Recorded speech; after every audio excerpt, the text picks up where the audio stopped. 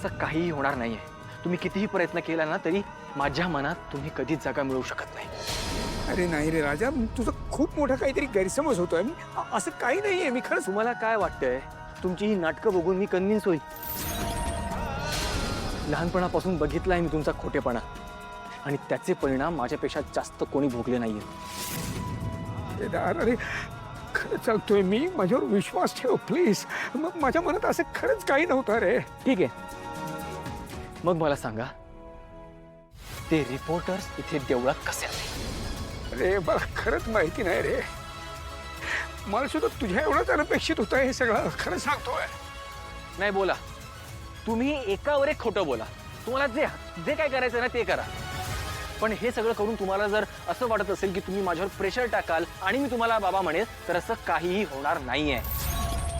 आणि आज तुम्ही हे जे काही केलंय ना त्यासाठी मी तुम्हाला कधीच माफ करणार नाही. एक नाही आता या पुढचे सगळे प्लॅन सक्सेसफुल होणार. हे घे खा. युवी का तू डिझर्व करतेस का? Very good. का ब्रिलियंट आयडिया काढलीस का तू? तू प्रूव्ह केलंस हे रिकामा नाहीये. काहीतरी आहे, थोडं काहीतरी आहे यार. युवी स्करी करतोय. आता तो केदार आणि माझा बाप एकमेकांपासून अजून लांब जाणार. मग त्या हेल्परला हेल्प करायलाच कोणी नसेल आणि एकदा का तो हेल्पलेस झाला ना की मग या घरातून त्याला बाहेर काढायला अजून मजा येईल. युवी त्या तारिणीला केदार आणि दया पप्पांना एकमेकांच्या जवळ आणायचं होतं ना.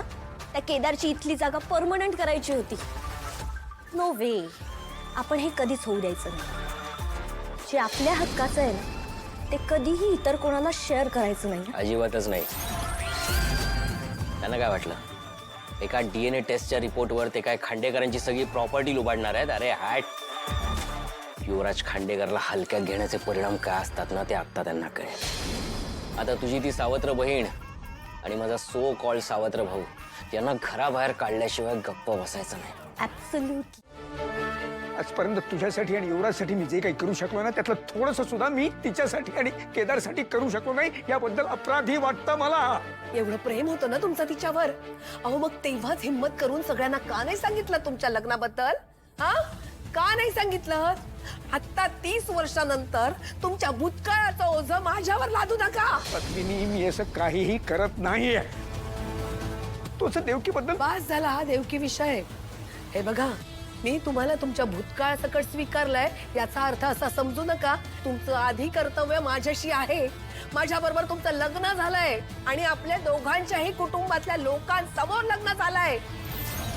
त्या बाई बरोबर जे लग्न झालं त्याला लग्न म्हणता येईल का हो? हा,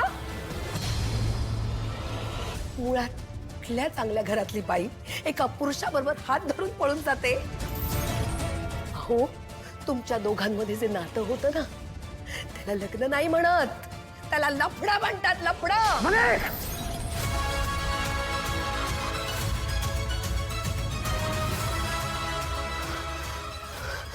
का का थांबलात? मारा मारा ना. अहो तेवढंच बाकी होतं. मारा तुम्ही. एक मिनिट. तुला तुझा हक्क मागण्यापासून मी कधीही अडवलेलं नाहीये पद्मिनी. पण देवकीबद्दल तुझ्या तोंडून एकही अपशब्द मला ऐकून घ्यायचा नाहीये, समजला?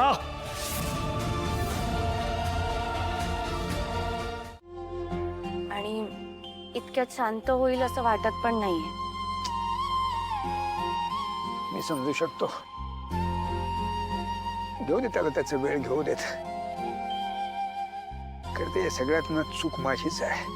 नाही बाबा, अहो असं का म्हणताय? अहो उलट मी तुम्हाला इकडे सॉरी म्हणायला आले होते. माझ्यामुळे गेलात ना तुम्ही तिकडे आणि जे नको व्हायला हवं होतं नेमकी तेच झालं. अगं नाही ग बाळा, तू तर आमच्या दोघांमधलं अंतर कमी करण्याचा प्रयत्न करत होतीस. पण खरंच चूक माझीच आहे अगं. मी त्या सगळ्याची घाई करतोय खूप. बाबा एक विचारू, तुम्ही का नाही गेलात त्या दोघांना भेटायला? मला माहित नाही माझ्या बोलण्यावर तुझा तरी विश्वास बसेल की नाही. असं का म्हणताय? माझा तुमच्यावर पूर्ण विश्वास आहे. तुम्ही मला सांगा ना, असं काय घडलं होतं नक्की? म्हणजे देवकी काकूंना सोडून तुम्ही इकडे आलात, पण त्याच्या पुढे काय घडलं? काय सांगू अगं, मला मला परत जायची संधीच मिळाली नाही ग. आमचा दादा गेला आणि मी इथे परत आलो तर दादाच्या पाठचा भाऊ म्हणून माझ्यावर कुटुंबाची आणि कंपनीची दोन्हींची जबाबदारी येऊन पडली. आमची कंपनी तेव्हा खूप लॉसमध्ये गेली होते, पण सगळ्या कुटुंबाची जबाबदारी सांभाळायची होती. त्यातच समोरून पद्मिनीचं स्थळ मला चालून आलं. तिचे वडील आमच्या कंपनीमध्ये पैसे इन्व्हेस्ट करायला तयार झाले होते. त्यामुळे आमच्या वहिनींची इच्छा होती की आमचं हे लग्न व्हावं. पण तुला सांगतो, मी पद्मिनीला भेटून देवकीबद्दल सगळं सगळं खरं खरं सांगितलं होतं.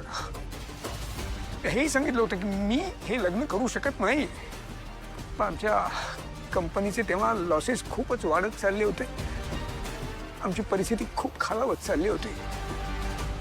डोक्यावर प्रचंड कर्ज चढलं होतं. नेमकं त्याच वेळी एक निनावी पत्र आलं,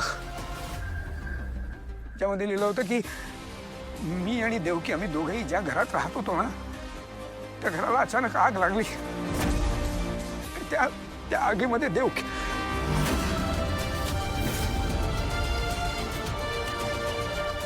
तुम्हाला देवकी काकूंचा निरोप देण्यासाठी जे पत्र आलं होतं ते कोणी पाठवलं होतं? माहित आहे, म्हणजे जे पत्र आलं होतं मला त्याच्यावरती नाव पत्ता काही नव्हता.